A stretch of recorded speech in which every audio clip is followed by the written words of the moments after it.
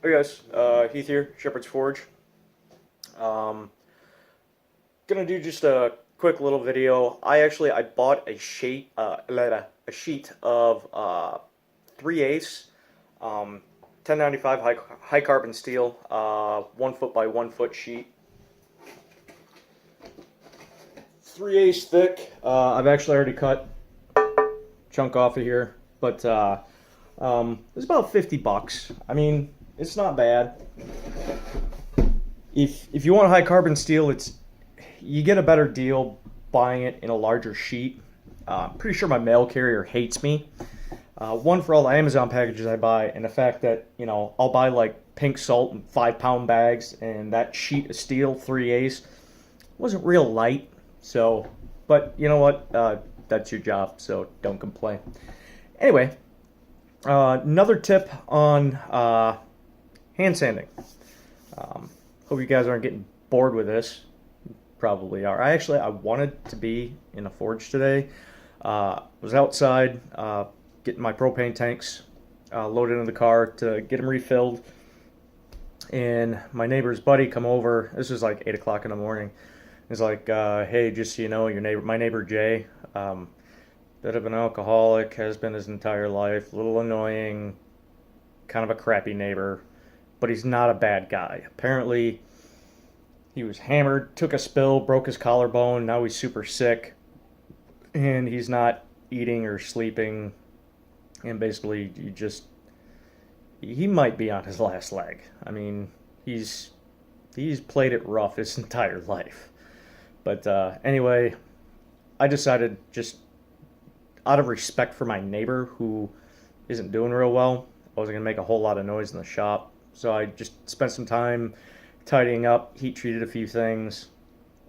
But I really wanted to make a new toilet paper roll hanger because I buy the Costco brand, and they're so big that they actually like rub on the back of the counter where the toilet paper sits, and it irritates the piss out of me. So I was gonna forge one out a little longer and just do something kind of cool with it. Plan on making a video of that, but can't always do what we want, especially when I live in such close proximity to my neighbors, and I try to be as respectful as I can. Anyway, last year for Christmas, I actually bought Steve a billet of feather pattern Damascus from I can't remember the name of the company. They're out of Las Vegas, but they make some really, really amazing Damascus steel. It's expensive, but you know it's quality. That's why I bought it. I told Steven, like, hey man, whatever you want to do with this, if you want to do just like a stock removal cutout knife, or if you actually want to, try hammering it out and do whatever. He chose to do stock removal because he's like, dude, the pattern is so beautiful. He's like, I'm afraid if I start hammering on this thing, I'm gonna disfigure the pattern. And yeah, he probably would have. And me personally, whenever I do my own Damascus, I cut out because I don't want to disrupt the pattern. Because I usually always try to do some kind of specific pattern in mind. But I don't know if you guys can see that. See that feather pattern in there? It's gorgeous. And basically all he did was cut this out, and then put his grinds on there where he wanted them all to go. And I took it home, did a test etch, just see how good that pattern popped, and it popped pretty good.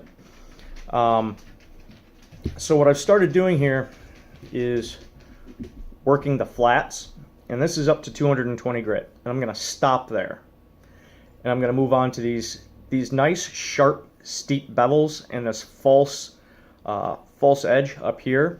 I'm going to work those to about 600 grit before I go back to the flats and get those up somewhere in the upper 1,000 range. Why do I do that? Why would I work the bevels? Well, one, it will keep this sharp, this nice crisp, solid, obvious bevel line really like sharp and crisp. Instead of having that like apple seed where it all kind of blends in and you don't really know where that bevel starts or ends because it all just blends together. And I want to keep this nice and sharp and clean. So the reason I'm going to do these before going back to the flats is very simple.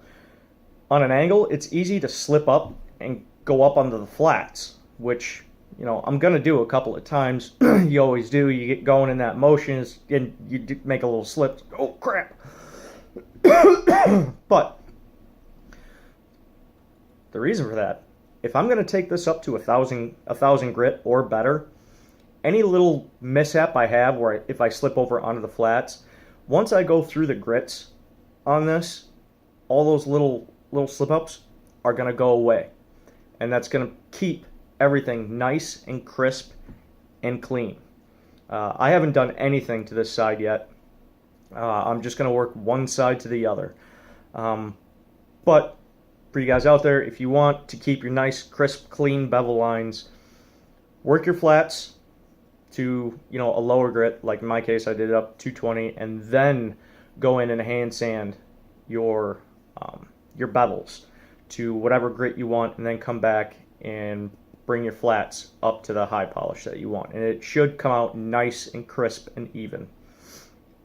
So that's my little tutorial. I will be making some Damascus here pretty soon. In fact, this is a chunk I cut off of that sheet that I'm going to cut off. These are 2x2 squares, and hopefully me and Steve will be doing some fun stuff with that. But anyway, that's pretty much all I got for you guys right now. I'm trying to think if there was anything else that I really had going on, and no, not really. Just kind of enjoying my time off, getting the house clean, getting the shop clean. Yeah, just enjoying my time off. So anyway, guys, I will catch you on the next video. And Tian Gerber, man, congrats on finally getting paid for your YouTube channel, man. That's friggin' amazing. It's awesome. So anyway, I'm gonna continue working on this. Another knife that I absolutely have to get out, and I told this guy last year, he's the one who I got the big anvil that I haven't gotten resurfaced yet. But I told him I'd make a Skinner, and this is some Damascus that I have for his knife, and he's kind of been giving me a lot of crap about it lately. So I know you only work weekends, and you got other stuff going on, and some paying customers that you got to get stuff out to. He's like, I get it, but I'd sure like to have my knife. So I'm gonna get on this and start working on this for him. So anyway, guys, that's gonna be it for me. So hope you all have a great night and stay humble. We'll catch you on the next video. Hopefully I'll be out in the shop doing something exciting. All right, take it easy, guys.